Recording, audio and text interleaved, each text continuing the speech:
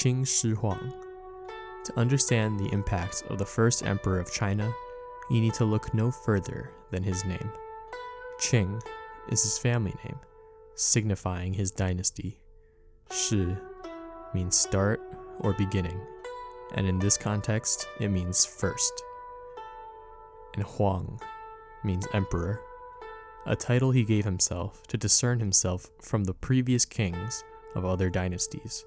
His name, Huang, would go on to be the title held by Chinese rulers for dynasties to come.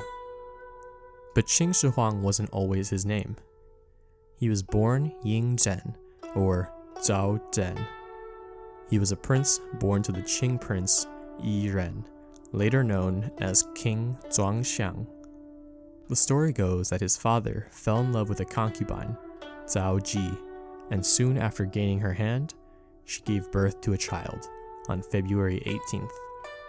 While some early Chinese records claim that he may not have been the actual son of Prince Yi Ren, this could have also been a move of propaganda, as the records were written during the Han Dynasty, who had succeeded the Qing. Zhao Zhang was born during the Warring States period of China, whereby the country was divided into 7 states, each state with their own king attempting to gain power and take over China.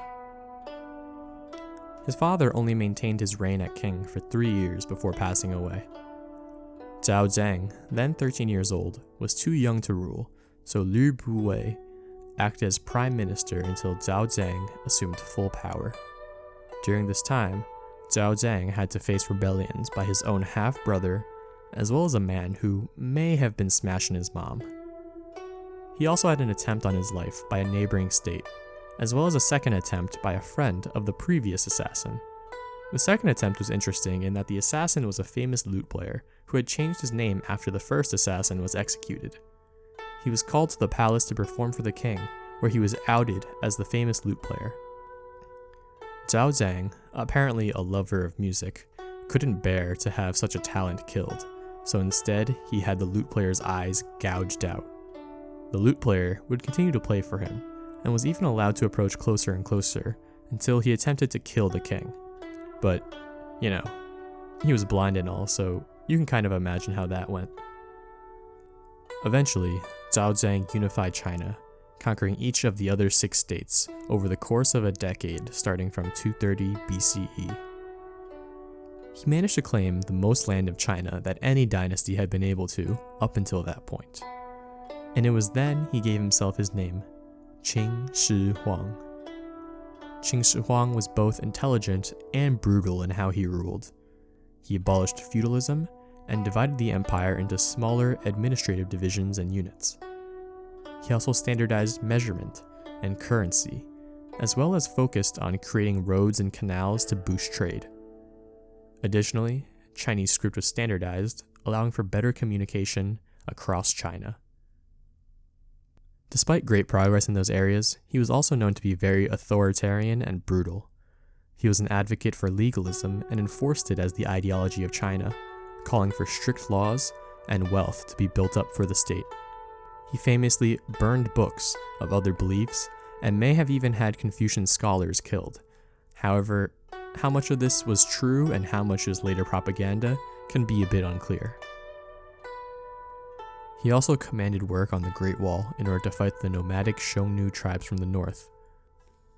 This wall was a combination of old walls from previous states, as well as new portions which connected the old portions. It's thought that hundreds of thousands of men were brought in to work on the wall, with many dying and perhaps even being buried within or underneath the wall. The famous Terracotta Army was also built during his life. It took a large number of men to build the mausoleum, and a large army of 6,000 clay warriors stands there to protect the emperor from evil spirits. It is thought that the thousands of men employed to work on the tomb were also killed and buried in the tomb to keep the location a secret. These characteristics and history led to Qin Shi Huang's leader bonus, the first emperor. With this bonus, builders receive an additional build charge and are also granted the ability to use a charge to complete 15% of the production cost of ancient and classical wonders. This is a reference to how Qin Shi Huang had massive groups of workers to undertake his great projects, often working many of them to death. Additionally, with his bonus, canals are unlocked with masonry instead of steam power, which is a reference to how during his rule, China undertook canal building projects such as the Lingqiu Canal, created to connect northern and southern China. Much of China's infrastructure was created there in the Qing dynasty. However, his dynasty would not last. As Qin Shi Huang grew older, he had a terrible fear of death and was constantly on the hunt for the elixir of life. He visited islands and magicians attempting to find anything, but alas, it was not possible. It is said that in 211 BCE, a meteor fell near the Yellow River, and someone had inscribed the words, "The first emperor will die, and his land will be divided." In 210 BCE, the emperor became ill, perhaps due to mercury poisoning from all of his attempts to find the elixir of life. How ironic. Soon after his death, his son became emperor. However, his son proved to be inept and easily manipulated.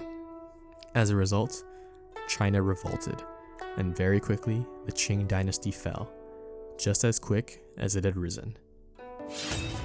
敢犯天威，寡人将发大军，回入宗庙，灭尔人民，事无皆矣。